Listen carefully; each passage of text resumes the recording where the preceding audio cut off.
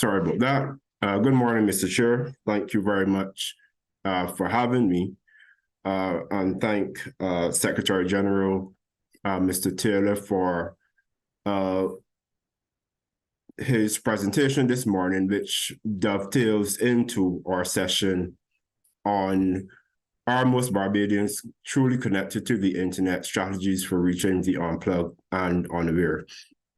So I wish to introduce you to our panelists this morning. First, Ms. KerryAnn Ifill, President of the Barbados Council for the Disabled, and Ms. Zahra McCaskie, a brand builder and young entrepreneur. So I'm just going to give a bit more about these two esteemed panelists this morning. Ms. KerryAnn Ifill really needs no introduction. She is the president of the Barbados Council for the Disabled. She is a trailblazer who has been a champion for persons with disabilities across Barbados, the Caribbean, and certainly the world. Ms. Ifill has served as a focal point for the implementation of the Treaty of Marrakesh in the Caribbean and served as a member of the Global Advisory Panel of the Disability Rights Fund. In February of 2008, Ms. Ifill was appointed to serve as a member of the Upper Chamber of the Parliament of Barbados and served until 2012 as the Deputy President of the Senate. She was elected as the first female President of the Senate of Barbados in the year 2012 on the resignation of Mr. Branford Tate. She also holds the distinction of being one of the youngest and first persons with a disability to hold such an illustrious office. In December of 2014, the government of Barbados appointed her to serve as the chairperson of the Local Monitoring and Implementation Committee for the Convention of the Rights of Persons with Disabilities. Ms. Ifill has also served as a consultant with the National Disabilities Unit for the Assistive Technology Services for the Blind and Visually Impaired. In this capacity, she worked towards improving the level of awareness on assistive technology and the manner in which it can improve the quality of life for persons who are blind and visually impaired. I believe Ms. Ifill, to my recollection, is also proud alumnus of the University of Waterford, and perhaps this is the only time you'd ever hear me say Happy Common Week. You're welcome, Mr. Francis. You're welcome. Up and on. So let me also introduce Ms. Zahra McCaskie. She's the founder of multiple companies, including Love Bites, an exquisite bakery that offers memorable sip and bake experiences, and an online digital business. Zahra is dedicated to building a Caribbean community of international brands and entrepreneurs. She's a lady of many talents, having held numerous positions over the last decade, including being an artist, swim coach, baker, model, and marketing manager. However, nothing gives her greater joy than coaching entrepreneurs on how to create a fulfilling lifestyle based on tech, wellness, and health. So, ladies and gentlemen, a special welcome to our two panelists this morning. And just to give you a bit of a background on how this will go, this panel is really a kind of informal chat with our panelists to get their ideas in terms of what they have been doing to help to push the internet for their own communities, whether it be persons with disabilities, whether it be young persons, young entrepreneurs. And we're going to start this morning with, I would say, Senator. I know in the US they use, once you have held office, they continue to use the term. So I will say Senator KerryAnn Ifill. Good morning to you. And we're going to start with you this morning. Good morning to you as well. We're not in the US though, so you can just call me KerryAnn Ifill. No the state of their system, you know. Yes. And I'll also say Happy Combomere Week, up and on to all Combomerians, and to the haters, we're sorry you can't be one of us. I agree. No problem, Ms. So can you tell us a bit about your organization and the work it has been doing on behalf of persons with disabilities? Barbados Council for the Disabled was established back in 1976, so we've been around for a bit of time. And our work ranges all across the spectrum of disability. Too often people think disability is a single construct, but it's not. Disability is merely, well, not merely, but it's the interaction between long-term impairments and the society around us. So taking that in view, the BCD has worked assiduously in many areas. One of them is promoting accessibility through our Fully Accessible Barbados program, where we look at the level of physical access and the attitude, disability sensitivity that people encounter when they interact with businesses. We've done a lot of work in schools. We launched Disability Awareness Day. That's part of the Month of the Disabled, which is recognized annually in March. Disability Awareness Day targets mainly school children, and it's the final Wednesday in that month, or at least the last Wednesday in the school term. So we do that. We're working currently on a project called My Inclusive School, where we are encouraging the schools across Barbados to be more inclusive of children and students with disabilities. In addition to that, we run wheelchair clinics with the support of one of our partners, and we issue wheelchairs and other mobility devices to persons. We have, what else do we do? We do so many things. We've run a very successful sexual reproductive health program over the years. We are doing a lot of internal governance restructuring right now.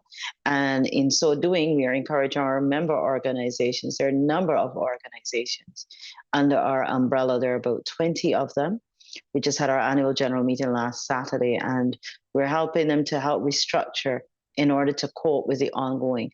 During the recently concluded pandemic, thank goodness, we were able to provide a lot of support to persons with disabilities who needed to get out and about and transact their business in a safe environment. So there's loads that we're doing. Great, thank you. And can you tell us what are some of the challenges persons with disabilities face in accessing the internet and related technologies? Well, there are two major challenges. There are many, but the two major challenges are the cost. It's often prohibitive. Persons with disabilities most of us live on small fixed incomes, and therefore some of the higher costs associated with the technology is prohibitive. The other challenge is, and I'm sorry to say, the often indifferent attitudes we encounter. This doesn't only affect internet and so on, but it affects other things. But as it relates to the internet, I say indifferent because there are world standards on how to build an accessible website, build an accessible environment, mobile apps, the whole nine yards, as they say. But I find that in the Caribbean and Barbados specifically, we pay so much attention to the aesthetics, how it's going to look, how it's going to pop. We do not pay enough attention to the under the hood mechanisms. If you do the right coding, it can make my life so much easier as we try to navigate using screen readers. We use all of these fancy scrolling banners and that kind of thing, which can present a challenge for persons with other types of challenges. All these fancy colors and flashing, they look cool and cute, but they interact poorly with accessible technology. I do not know, and I speak under correction, of any websites, there may be one or two, that address the needs of the deaf and hard of hearing community, where you have sign language translations. So making the material accessible, providing accessible material is another big issue. And that is those are some of the smaller issues. Of course, training is another challenge. A lot of our training centers, a lot of our training programs do not take into consideration persons with disabilities and their specific needs, persons who may be intellectually challenged, persons with learning disabilities, the dyslexic, all of those fall under the ambit of the category of disability. I specifically deal with the blind and visually impaired, but there are so many other areas of consideration. Online banking is a nightmare for many of us who have disabilities because it's not developed with an accessible end in mind. And those are just a few. Thank you. Thank you so much for highlighting those challenges. And hopefully we can have some input when we get to the question and answer segment from the rest of the audience here this morning. But in addition to, of course, you mentioned the challenges, but how does the internet benefit persons with disabilities? So many ways. I work with the National Disabilities Unit running the technology services for the blind and visually impaired program. During the pandemic, when everybody else had to work remotely, so did I. And then you have, I'll tell you, I love anecdotes. I have a student, an old lady. She lives on the West Coast. To get here, she lives down a track. So any transportation that goes for her, the person has to get out and go and meet her and bring her up. Her mobility isn't the best, so she needs that extra arm in addition to the fact she's visually impaired. Then she doesn't have access to her own transportation, so she always has to depend on another person. So before the pandemic, when we were having classes face-to-face, it was an exercise that had to start from 2 days in advance to secure a ride for her to and from home. With access to the internet, she just has to sit in front of her computer and sign on for her classes, and we can participate in those sessions. That's at the very basic level. Students with disabilities are able to participate in online classes, do their own research. Online banking, you cannot know the level of freedom it gives to a person to be able. Now, we don't have accessible ATMs for the blind and visually impaired.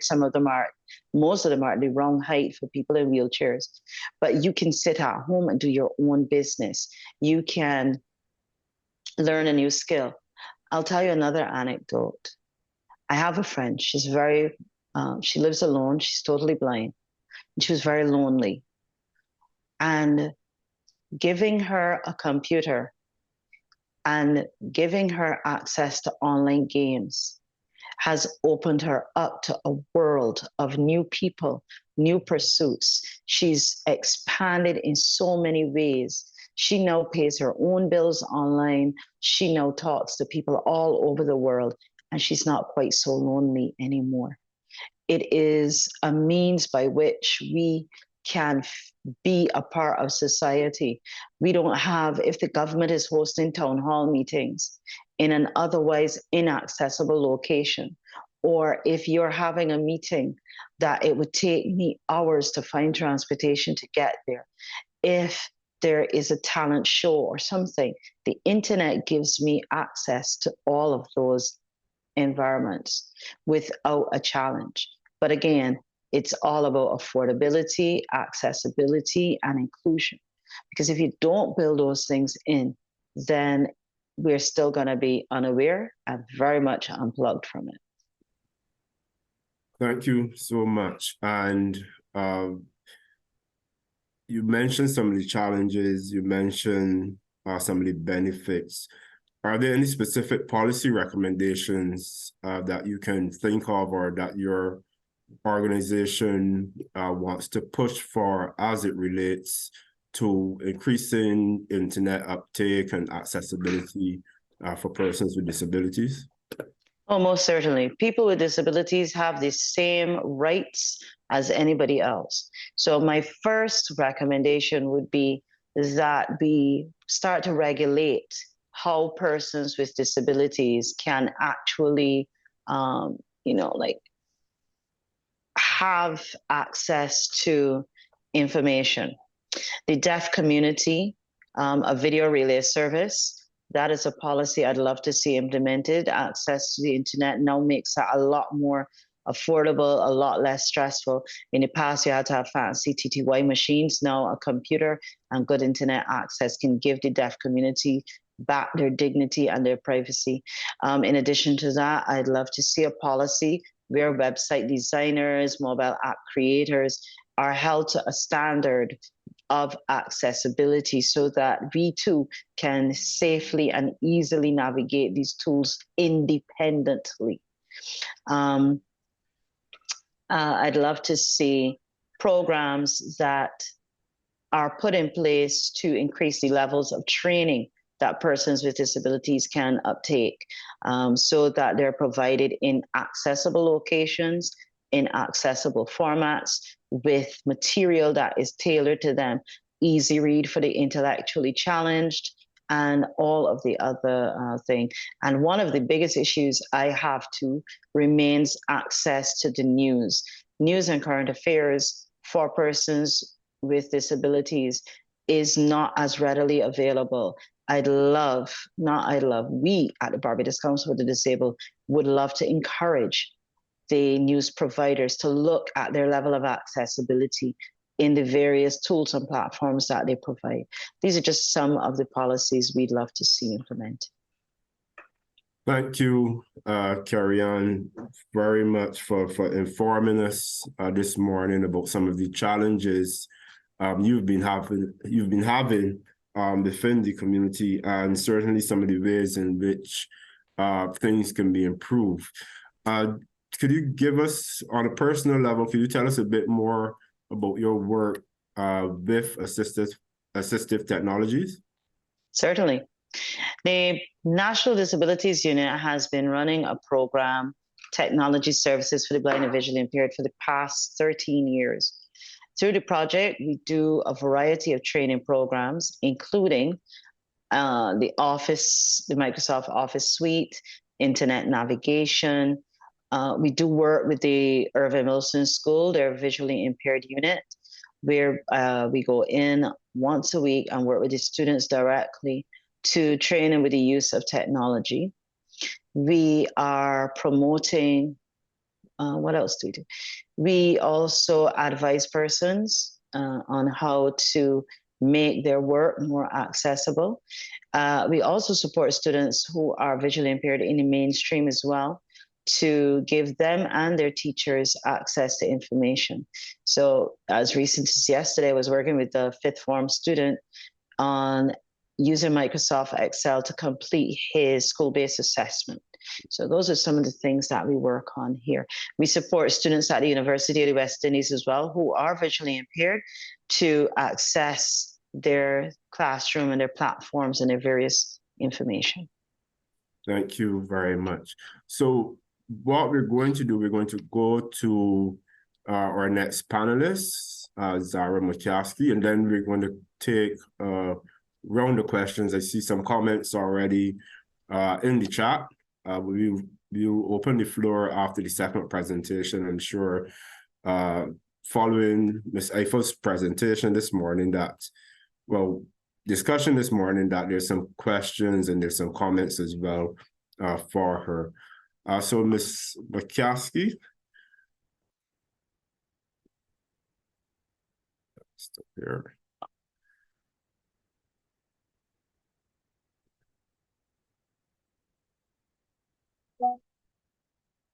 Okay, so we'll just give Zahra a second. She's having some challenges. She was just online, but she's having some challenges with her internet this morning.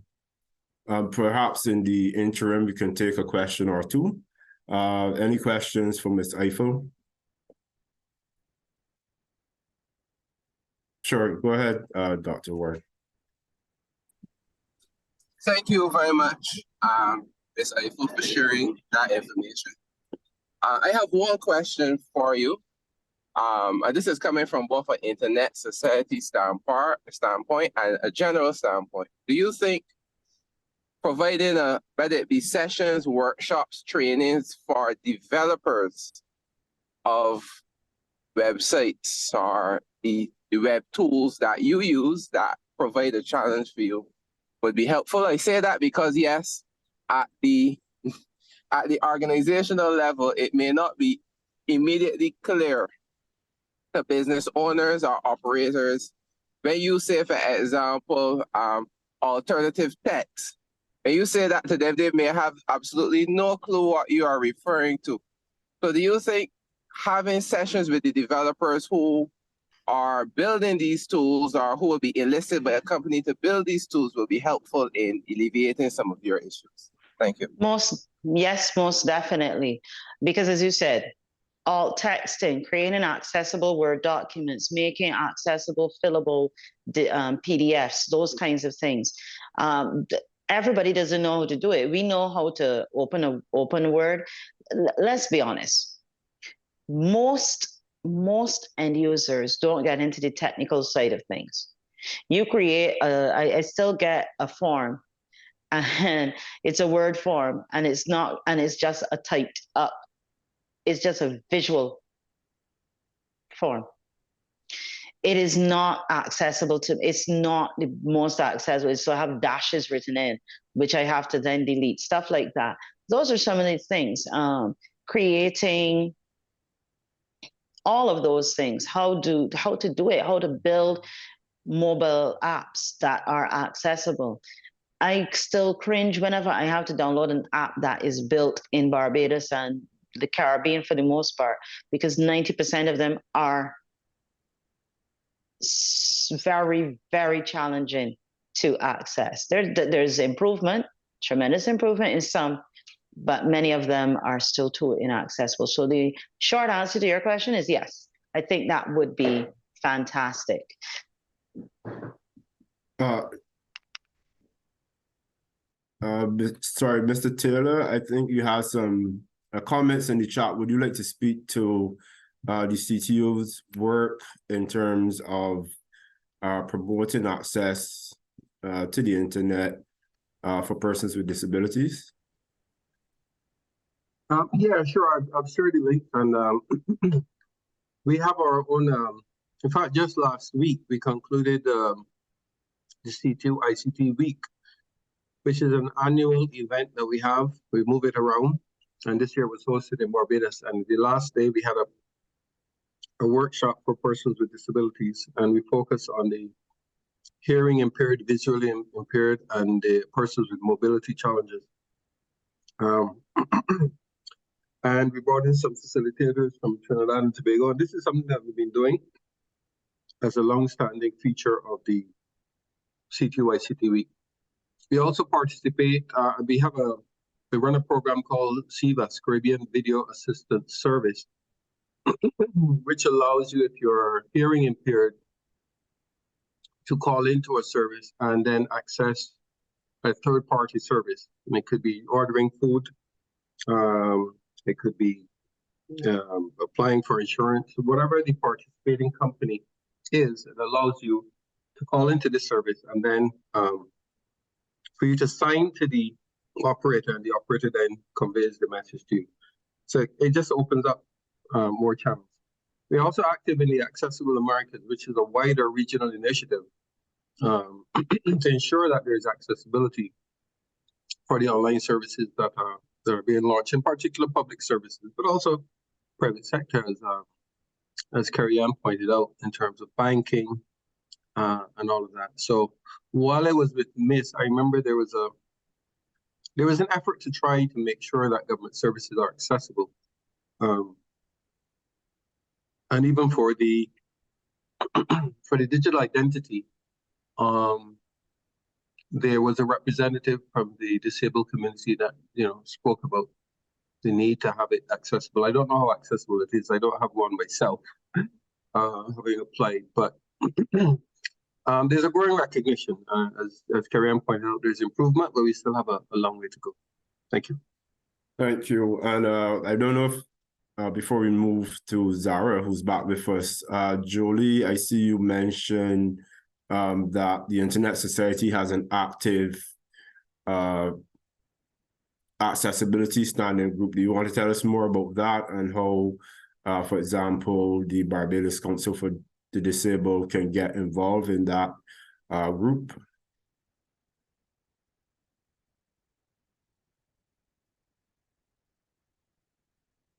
Okay, no problem. All right, so thank you again, Senator Ifill. We will now go to Zahra. So Zahra, can you tell us a bit about yourself, about your business, how and why you've gotten into your current business? Hey, good morning, Jason. Yeah,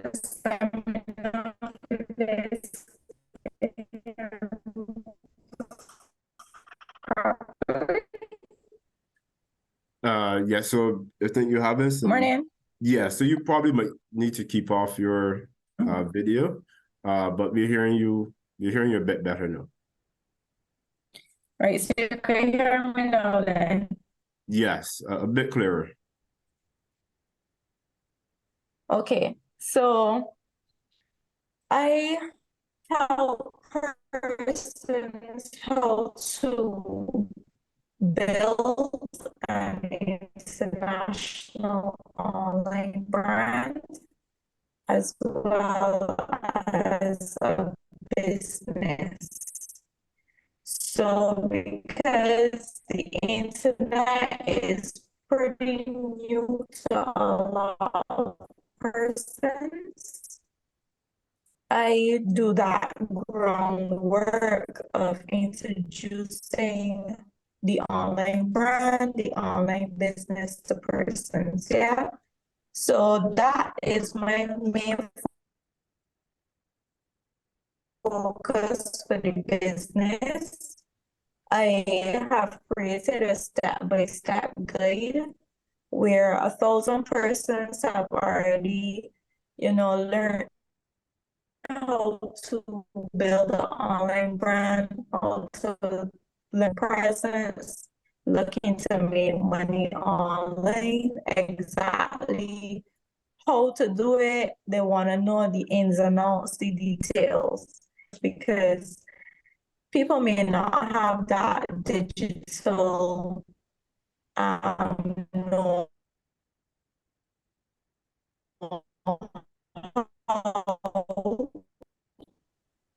so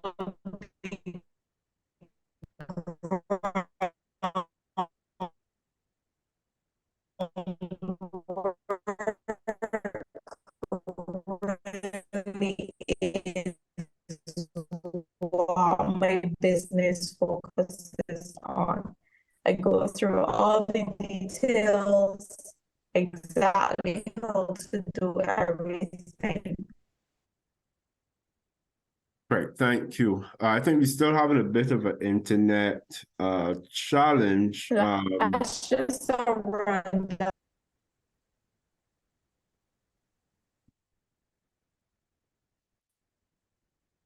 I think we might have lost Zahra.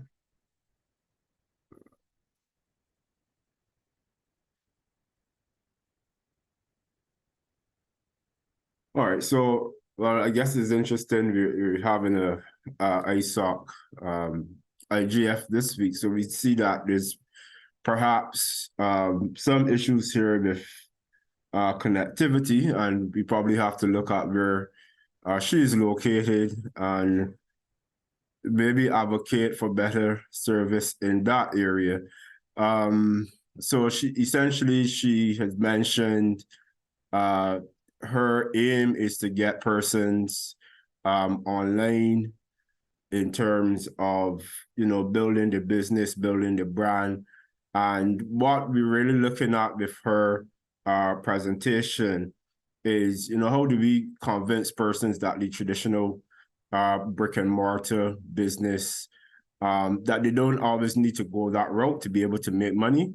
And how do we get move persons to a different level of thinking in terms of what opportunities are available on the internet and so on. So if you want to continue, Zahra, with your presentation.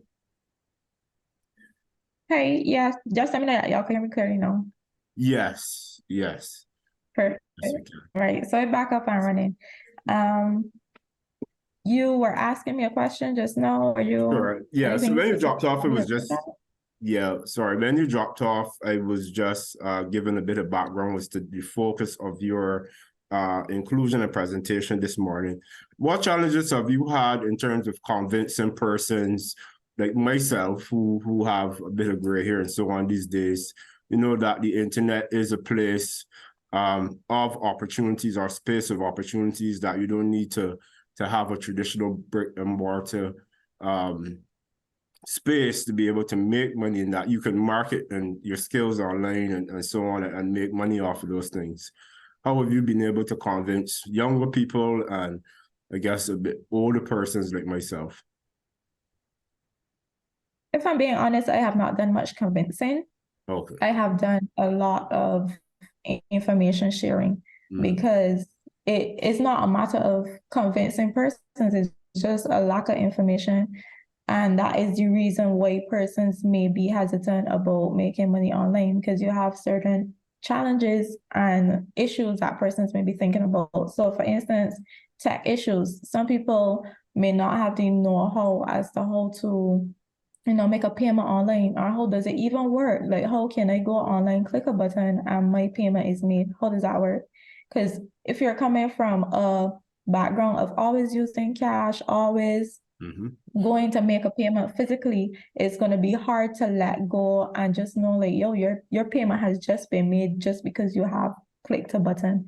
So it is about, just sharing information and explaining how everything works. You may not be able to go into detail because, the internet works how the internet works, but we have a base and we have a general idea as to how your information is pulled, from one bank and goes to another bank account, just basic information. And it may feel, as young persons, it may feel a little overbearing to have to share all of this information, but that's because we have grown up in this society, we have grown up in that internet era. So it's easy for us to understand, but just taking that extra time to share the information, I find when persons really do understand it, there's no convincing that needs to be done.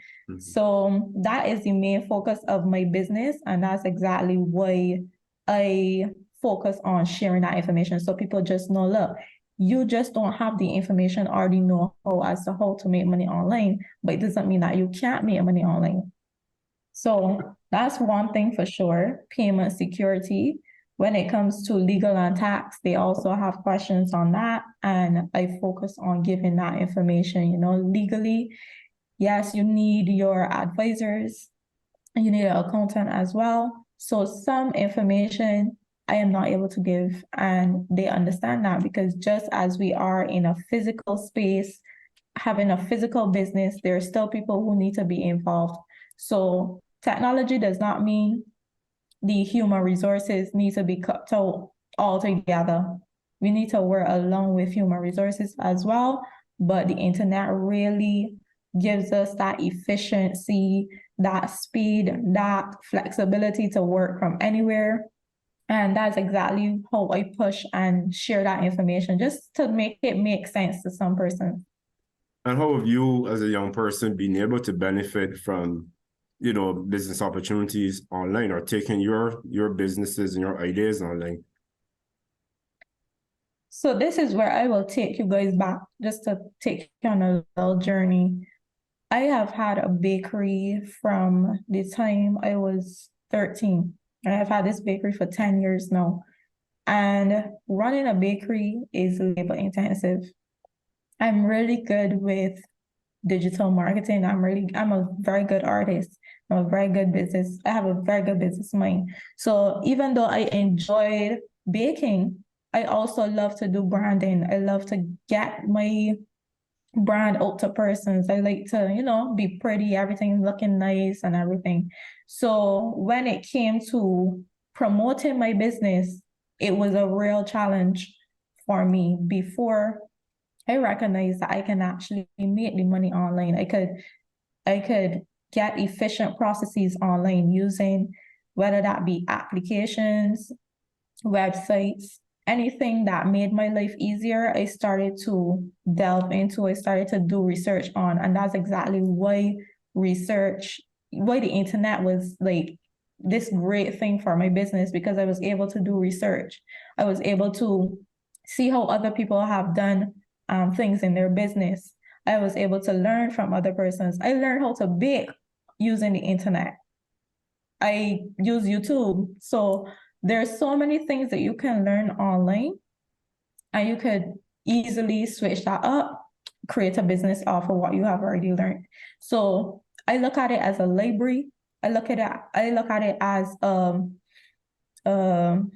I guess a radio station, a TV station. That's everything on the internet, on a laptop, and I could just use everything that I have just in my hand. So I don't need to run to one location to go on the radio station. I could literally come here and I could do that. So it's very, very easy for me to grow my business. I don't have it's only me, right? For the 10 years, it was only me when it first began. And I had no ability to just run and go this place and that place. I did not have the time. I did not have the energy to do it at that age, especially. So having the internet has really allowed me to do as much as I can in a short period of time. So it's made everything efficient. And it's also allowed me to have a global audience. Right. The internet, you could search Google and anywhere, any person from anywhere will come up. So for sure, the audience is also helped me to accept payments online. That was one major thing, because when it comes to business, you just want to lock in your clients. You just want to make sure you get everything. It needs to be streamlined, very simple, very easy. So it cut down a lot of my conversations with my customer up and down. Okay, you need to have your deposit the week before. So you need to come in and bring that deposit. And then when it comes to delivery, so it streamlined all of those payments. Everything is just online.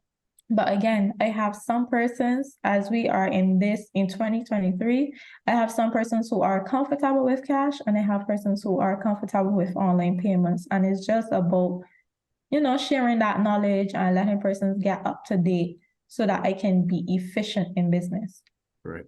So just two other questions. What were some of the challenges that you encountered when you were going through the learning process of, I guess, taking your business online? For example, monetizing YouTube or receiving payments, let's say, from persons overseas. Did you encounter those challenges? Yes. So when my Bakery Love Bites started and I really wanted to do the online payments, that's what caused me to start doing the research. And because the Caribbean we have not put a lot of data online as it comes to the internet, because a lot of persons have not tried it out. There is ground that needs to be broken. There's information that needs to be, pulled together, whether that is by calling persons, that is by doing physical research in a library, contacting legal accounts, the works. That's what I had to do, right? Because there is information that was not online just because nobody has done it before. There's ground that needed to be broken. So in terms of YouTube and making money on certain applications, whether that be Instagram or even digital marketing, people like to do Amazon. So people think that there's a challenge just because YouTube says not available in your region. That does not mean that you cannot make money from the Caribbean. And I'm going to explain why. Based on my research, right? I'm gathering information from multiple lawyers, multiple accountants. There is something called international business. You as an individual from Barbados, from the Caribbean, you can create a business online in the United States. So you as a Bajan can own a business in the States. And that allows you access to make money online like anybody else. You don't need to be living in the States to make money. So that information is what the online course is about. That's the online course I have developed for persons to learn how to make money online. Right now, 1,000 people, maybe 900 to 1,000 people have already taken this course. They've already started making money online. And this is over a period of a few months, maybe from March.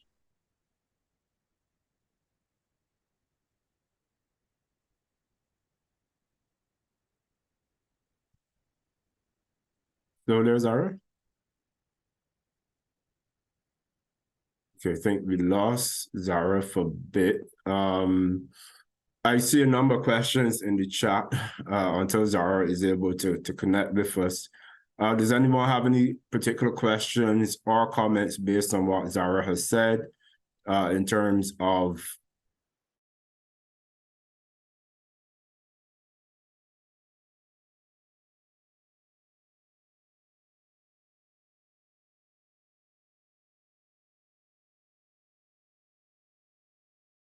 in Barbados, and we talked about this issue of monetizing content produced locally. So from music videos to apps and so on. And I'm glad, I mean, it makes sense that you found a workaround where you can register your business in the US, but we don't want, ideally, we don't want to force people to have to do that, right? Because obviously there's a cost and regulatory, things you have to be, you have to comply with. We want for our content creators, app developers to be able to monetize that content from right here and be paid right here without exorbitant fees and without any hassle. We have, for example, YouTubers and social media influencers that have subscribers in the millions and have views in the millions, in the tens of millions, in fact. But they'll tell you, well, we can't really monetize it. And it's a problem that we're looking at, and it needs to be addressed. Started some conversations with Google, and I'm going to follow up. And for me, I would love to be able to announce maybe at the next IGF that we have addressed this problem, and you can develop apps, content, do your business from here, and receive payments directly from these big tech companies. Thank you. Thank you very much, Rodney. Yeah, Zahra it's indicating she's having some challenges, or perhaps one of the issues that we really need to address in Barbados, obviously with the tech companies. I see Shane had a comment. Shane, do you want to, well, we have some time left, do you want to ask a question, or? Sure, sorry. It's easier for me to type so someone could read the questions because I'm actually in between another task. Oh, no problem. Yeah, Shane is saying additionally from an algorithm context alone, we have persons who are not in the Caribbean that are dictating what is popular and benefiting from the analytics, followers that are from the Caribbean to diversify, enhance their product. It's not that easy of a work around. And Shernan is giving a thumbs up to Zahra's approach and essentially saying that he thinks she's a good person to help youth to take full economic advantage of the internet as opposed to simply idle gossip. And I think so too, Shernan. It's a pity that she's having internet connectivity, but at least I think she got her main points across. So could we have about 10 minutes left on the panel? Are there any other questions that we want to put to Ms. Ifill, or any other comments on Zahra's presentation today? I know also in just speaking generally on the issue of being unplugged and unaware, as the Secretary General for the CTU did mention, the COVID-19 pandemic definitely highlighted perhaps the digital divide in Barbados. And from my part, having done some recent research with persons from low-income communities, there was a huge challenge with respect to getting online, having devices, having access to the internet. And even those persons, mothers in particular, single mothers who would be helping their kids, they also had issues understanding the technology and getting them,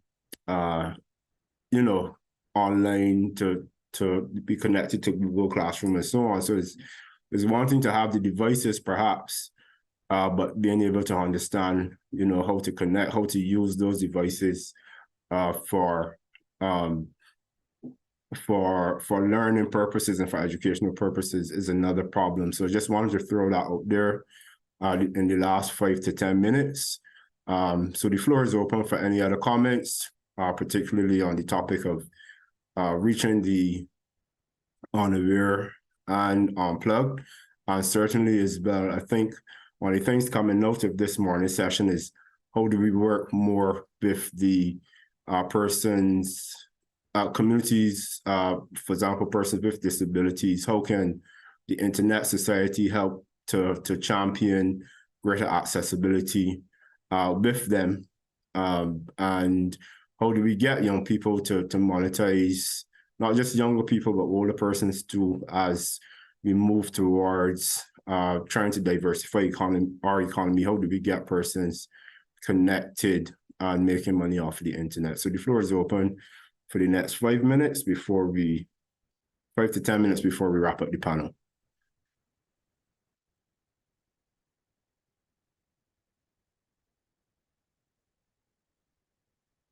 Mr. Hines, you have a comment?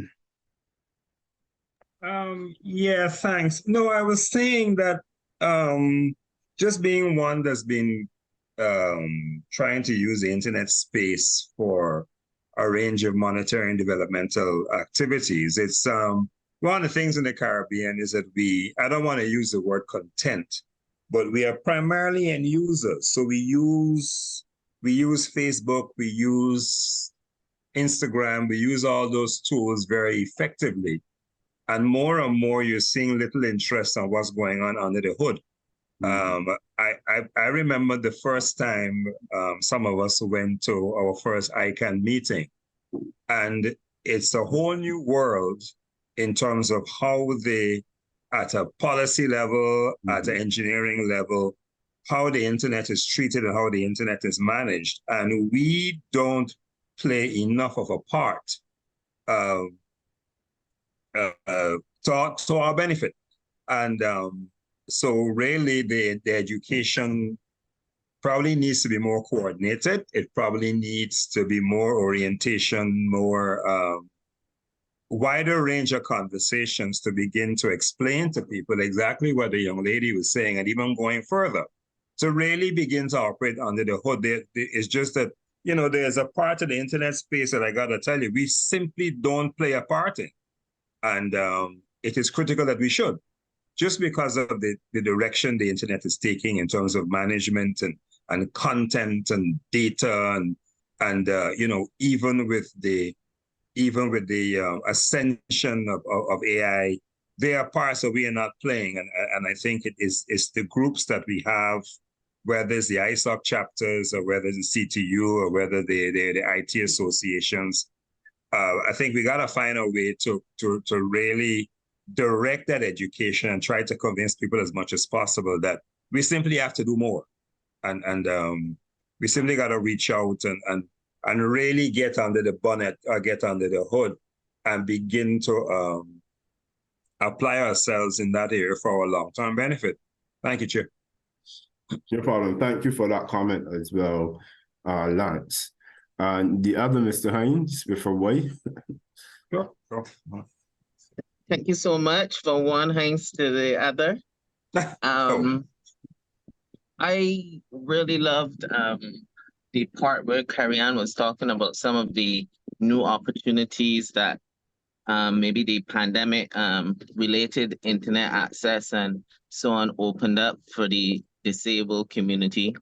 And I think like that comment and even that realization, even outside of her comment, does give us a bit of a aim as NGOs, civil society organizations, whether it's ISOC chapters or whatever, but other internet development stakeholders, just like Lance just spoke of, to figure out more how we can engage with at-risk groups, but particularly the disabled community, to help enable them in a lot more of the things that they need. So whether it ranges from just access, but then I think there's another level beyond, because you know, I don't speak with the authoritative figures, but I bet that one big issue in the disabled community, whether it's people disabled from birth or people that acquire disabilities, is that it affects a majority of people ability to work, to be gainfully employed.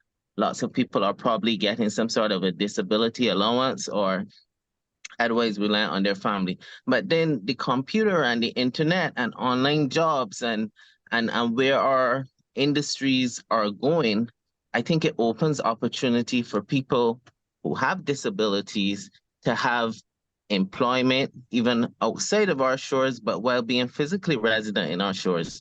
And we have to bring those opportunities to our community so that more people are engaged, active, contributing citizens. So it's a challenge for us to figure out how to do it more and more. And I hope that we band together and figure this out to the benefit of our communities.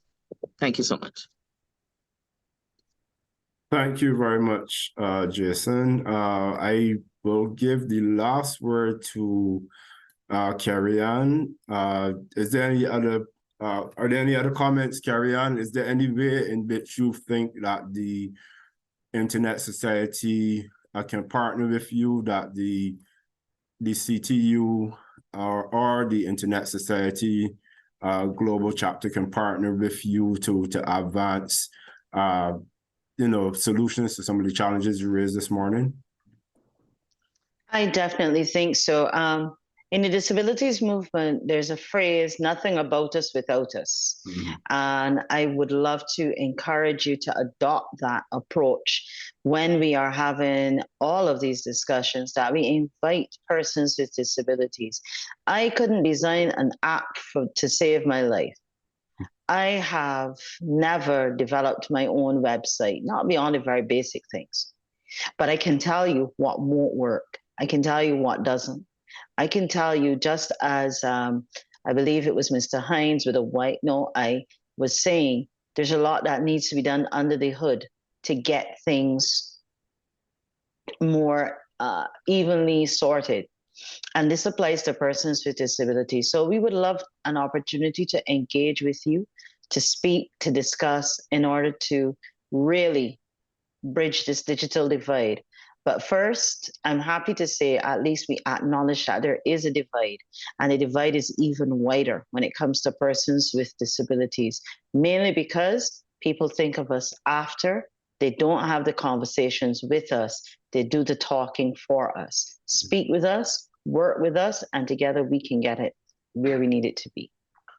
Thank you so much. And those words, I think, will echo with our chair, Dr. Ward, if he's still online. So ISOC Barbados chapter has work to do, and follow-up conversations with KerryAnn and the Barbados Council for the Disabled. So with that, I want to thank you very much for an engaging and thought-provoking session this morning, for the many questions both posed via audio and in the chat. And I'll turn back over to the chair, Dr. Ward. All right, so good morning. Once again, thank you so much for that very insightful panel discussion. Thank you to you, Secretary Jason, KerryAnn, and Zahra. We're sorry you were having your difficulties, but still yet share some very important information.